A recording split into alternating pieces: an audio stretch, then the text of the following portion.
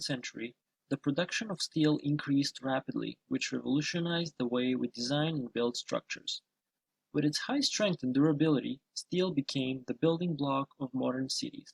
Steel made tall buildings, such as the Empire State and the Chrysler Building, become possible. If we pay closer attention to the steel frame of these buildings, we can notice a particular shape appearing in the steel beams and columns. Have you ever wondered why we shape steel as an eye? Well, today we're going to find out the secret behind the eye shape.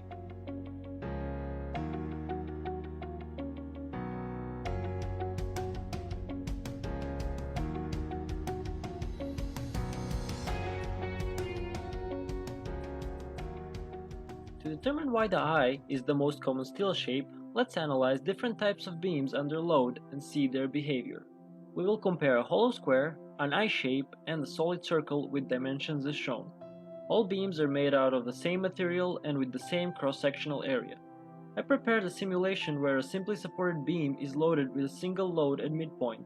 On the bottom left, we can see a graph of the applied force and midpoint deflection, and on the right we can observe the yielding of the section. As the load increases, the deflection of the beam increases in a linear fashion. At around 37 kilonewtons, the first yielding of the material occurs. Once the yield point is reached, the beam will continue to take load, however, the deflection will no longer follow a linear line. The beam will start to bend a lot more while not taking much more load. This is because the material is undergoing plastic deformations, which are permanent and characterized with large strains. At around 49 kilonewtons, the beam has gone fully plastic and has reached its ultimate capacity. From this point on, the deflection will keep increasing while the load capacity will remain the same. Now, let's plot the same graph for the three different shapes and see how they compare. Again, on the y-axis we have the applied load, and on the x-axis is the midpoint deflection. The circular shape reaches its ultimate capacity at around 26 kilonewtons. Then the green line, or the square shape as we saw earlier, reached its ultimate capacity at around 49 kilonewtons. And lastly, we have the eye shape, which more than doubled the square shape and reached 97 kilonewtons. As we expected, the eye shape performed much better than the square or circular shape, even though all of them use the exact same amount of material. Okay, so let's load up a beam and look at what's happening on the inside and how the load is being carried.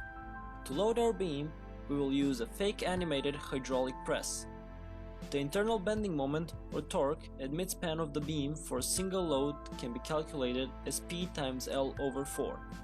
If we look at the loaded cross-section at midspan, we can notice that the top half of the beam is under compression and the bottom half is under tension, while at the midpoint, or also known as the neutral axis, the stress equals 0.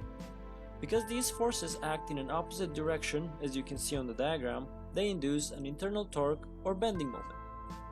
If this is not intuitive to you, let's look at a so-called foam beam. At first, the lines drawn on the beam are vertical.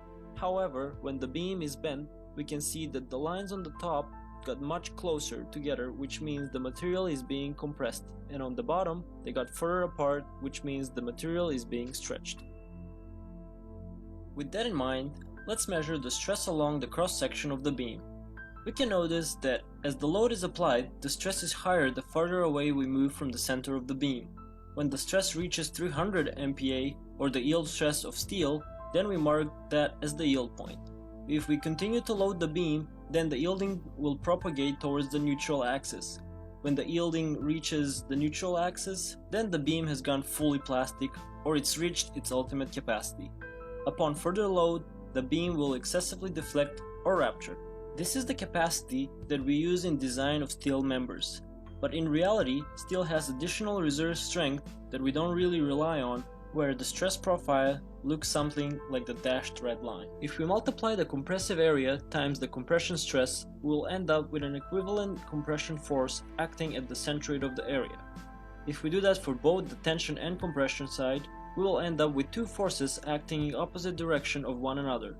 These two forces are equal in magnitude, and when multiplied by the distance between them, they represent the moment resistance of the beam.